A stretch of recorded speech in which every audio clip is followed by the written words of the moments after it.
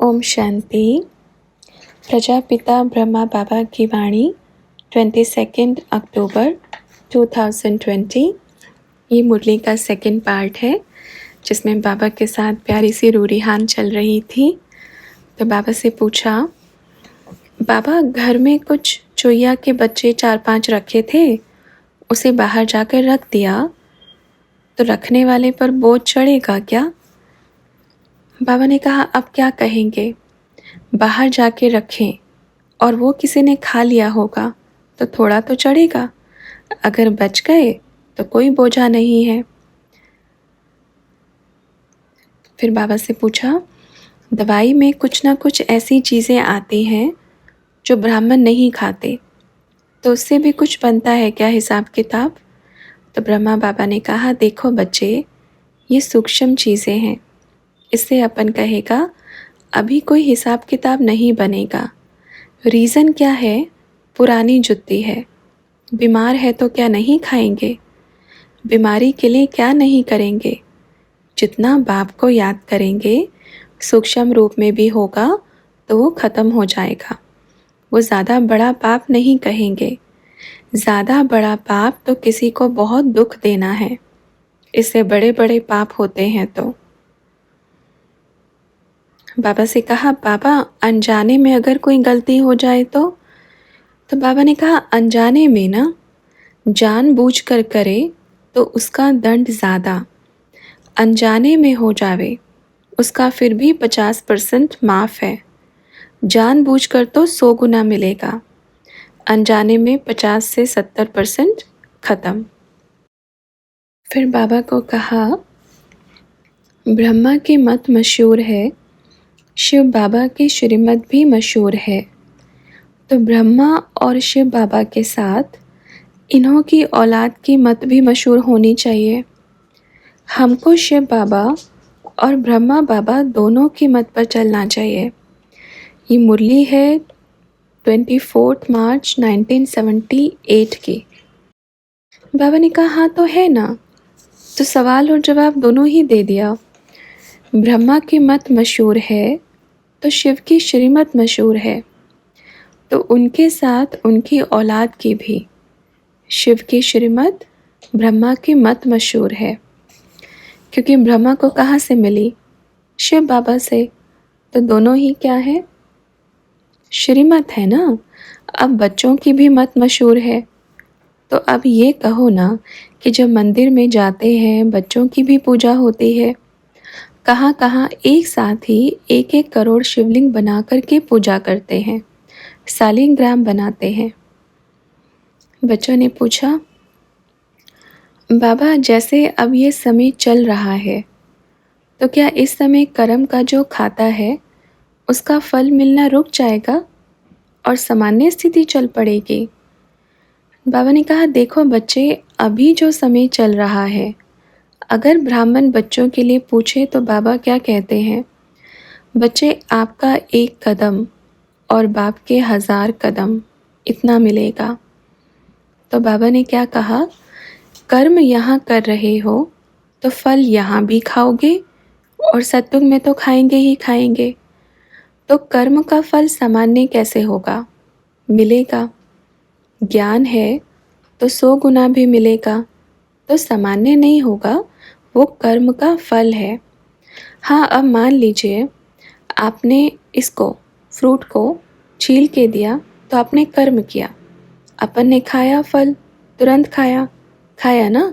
कोई लेकर आया, किसने खाया, और जिसने उसको तोड़ा होगा उसने उसको बेचा भी होगा, तो उसने जो तोड़ने की मेहनत की है तो उसको क्या मिल गया? पैसा मिल गया, फल मिल गया, और आपको फल के बदले फिर फल मिल गया।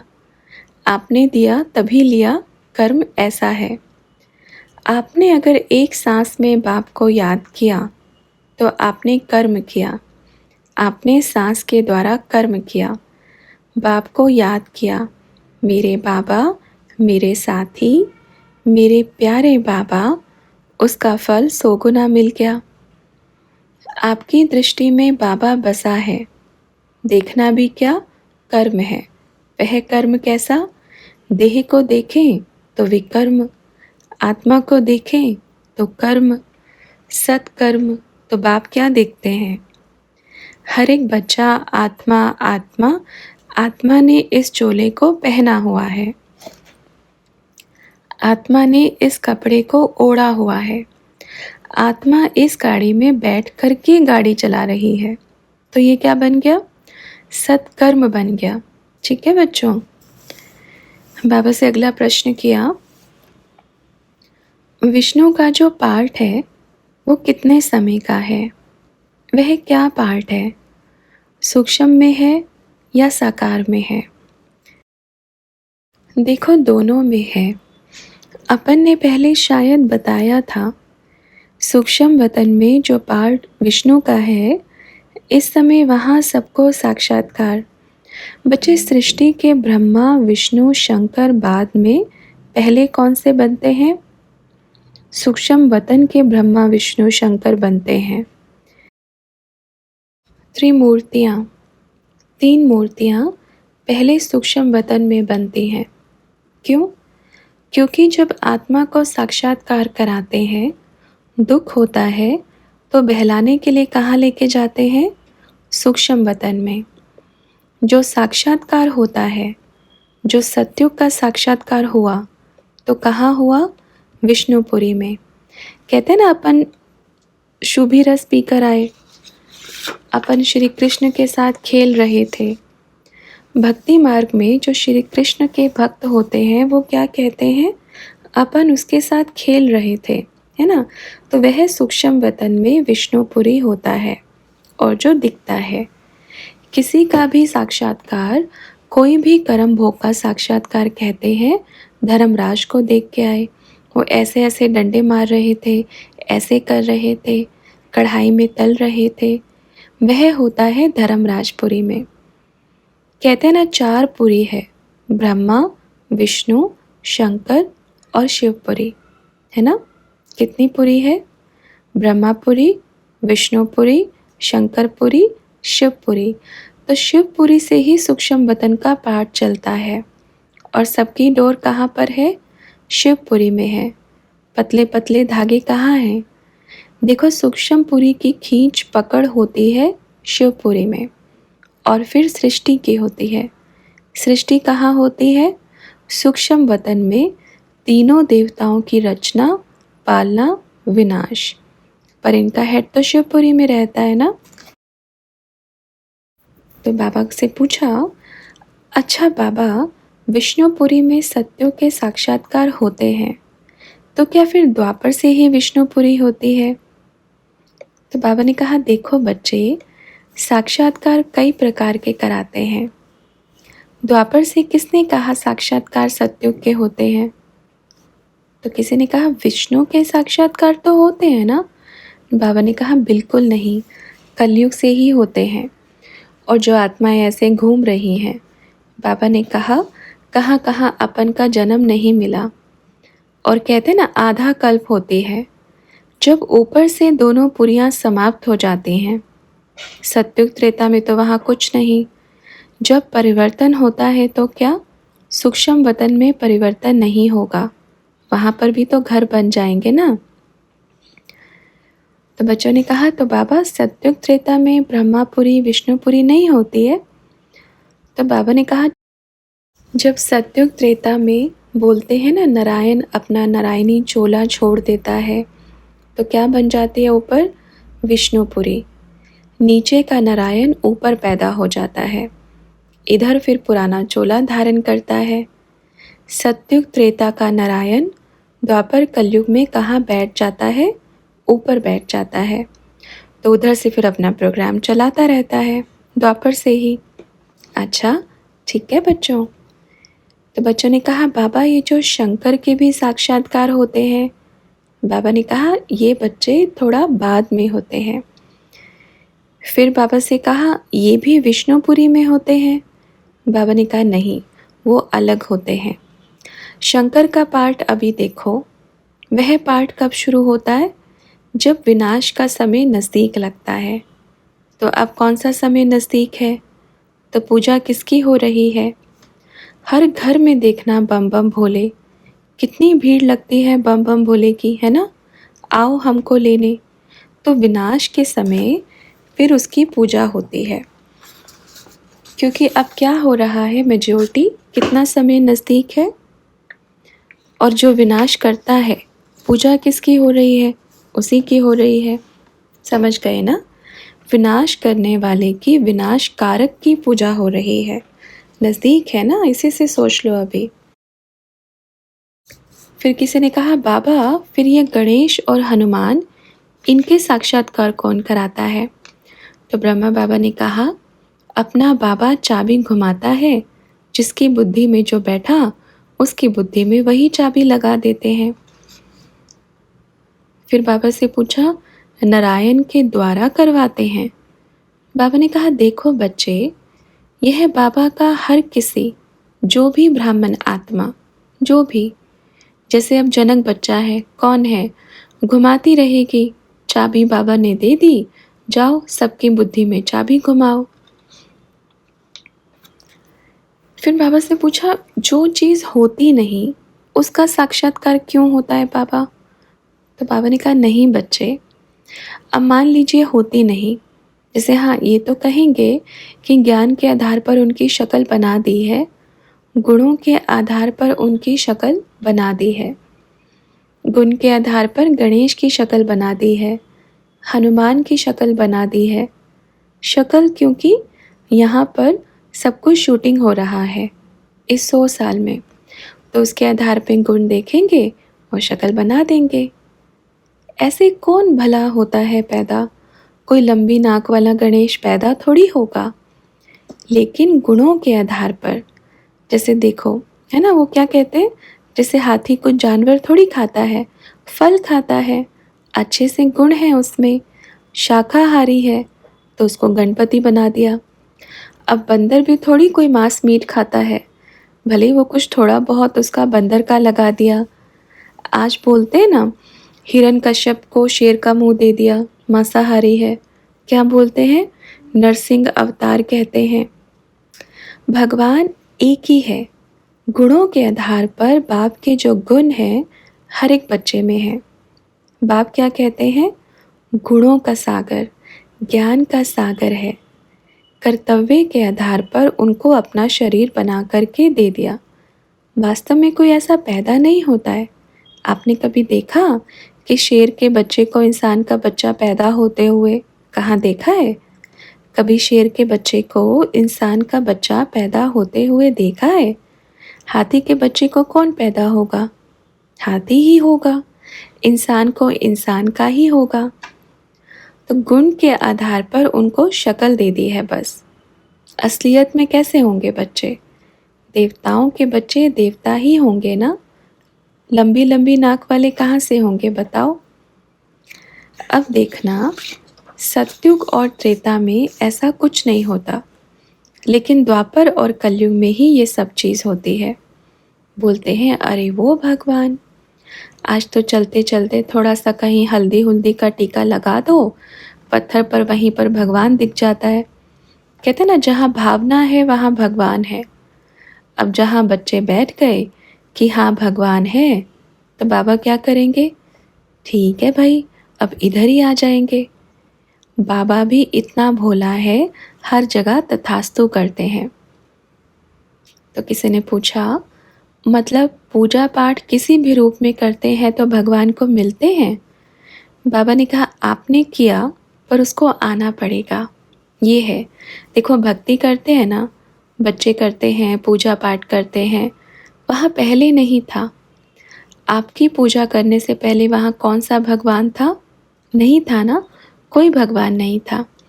आपने भावना रखी कि इधर भगवान है, तो क्या करेगी फिर भावना?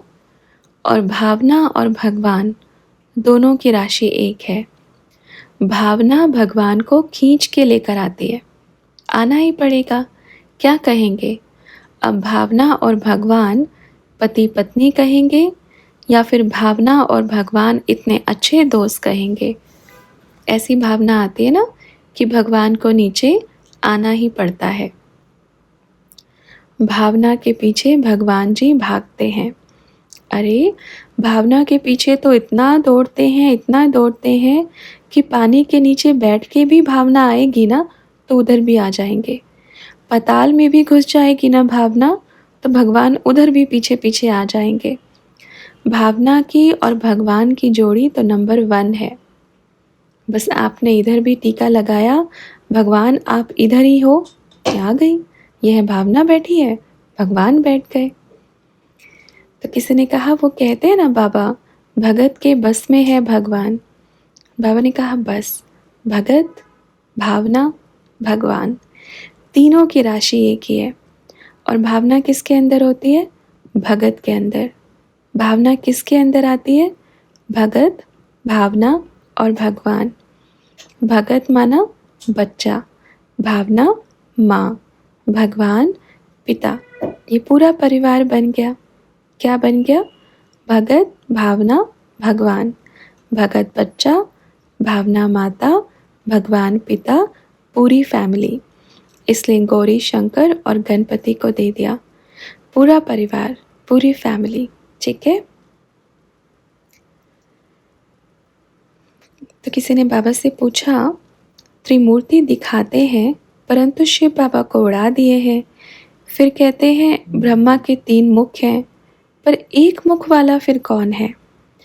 बाबा ने कहा 3 मुख वाला ब्रह्मा, 4 मुख वाला ब्रह्मा भी होता है, पंचमुखी भी होता है। फिर उसने 3 क्यों बोला? 5 भी बोलो, 4 भी बोलो। देखो, एक मुख वाला शिव बाबा, 3 मुख वाले ब्रह्मा, 3 मूर्ति। परमात्मा एक और 3 मुख ब्रह्मा के, तो तीनों मुख से बोलता है। दूसरी बात, 3 मुख। देखो बच्चे, वास्तव में कोई 3 मुख वाला बच्चा पैदा हो नहीं सकता।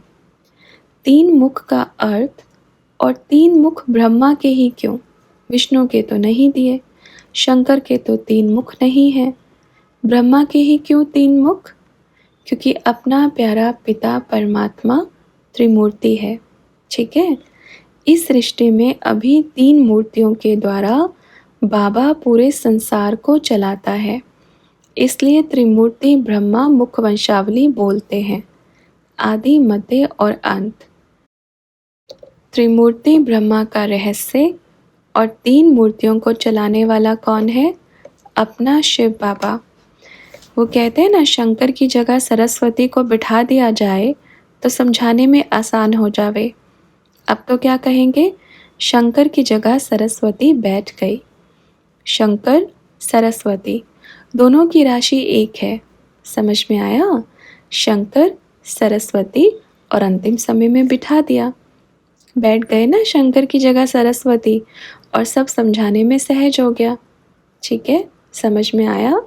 शंकर की जगह सरस्वती को बिठा दिया है, अब समझाने में सहज हो जाएगा। हो गया, तीसरी मूर्ति भी आ गई। ठीक है। दूसरा क्या कहते हैं?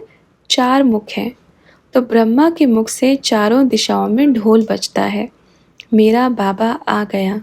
ठीक है। चारों तरफ बाप का परिचय फैलता है। अभी देखो, जो आज कहते हैं हम नहीं मानते, बाप कहेंगे बिल्कुल मत मानो। क्यों मानो? मत मानो, यही कहेंगे ना। आप नहीं मानेंगे तो कोई और मानेगा, फिर कोई और मानेगा, तो आप उसके पीछे रहना। ठीक है। क्योंकि ये नहीं सोचो हम नहीं मानते, भाई आपके मानने से बाप का काम रुकने वाला नहीं है। आपके नहीं मानने से या मानने से बाप पर फर्क पड़ने वाला नहीं है। वो सृष्टि का रचयिता है और उसको कैसे मनवाना है वो भी जानता है। आज अभी भी बच्चे बहुत हैं जो मिल रहे हैं, जो पहले कहते थे हम बिल्कुल नहीं मानते, जो अच्छे अच्छे गलानी के फूल चढ़ाते थे, आज वही बैठ कर के रोते हैं, बाबा हमें माफ़ कर दो। तो ठीक है, अब नहीं मानो, कल तो पक्का मानेंगे। तो बच्चों ने कहा इतना बहुत लंबी लाइन हो जाएगी। तो पापा ने कहा हाँ, जितने अभी बैठे हैं ना, अभी ऐसे हम नहीं मानेंगे, इतनी देर खड़ा होना पड़ेगा, ये दुखेगा, इतना दर्द होगा, जितना चिपके रहेंगे अपनी गद्दी से ऐसे, फिर इतनी देर खड़ा रहना पड़ेगा। ठीक है, खड़े रहो अभी। अभी मेरे और बच्चे हैं प्यारे प्यारे, जो उस समय एक धक से आ गए। वहाँ मेरा बाबा, आप उस टाइम नहीं माने, अपन अब नहीं मानेंगे। आप तब नहीं माने, अपन अब नहीं मानेंगे। फिर कहते हैं बाप बच्चों के साथ ऐसा करता है क्या? भाई करना पड़ेगा, क्योंकि आप थोड़ी हो एक, अपन के तो बहुत है ना। एक बच्चों के लिए फिर अनेकों को कैसे छोड़ेंगे, कैसे छोड़ेंगे बताओ? एक का इंतज़ार थोड़ी करते रहेंगे। अच्छा, ठीक है।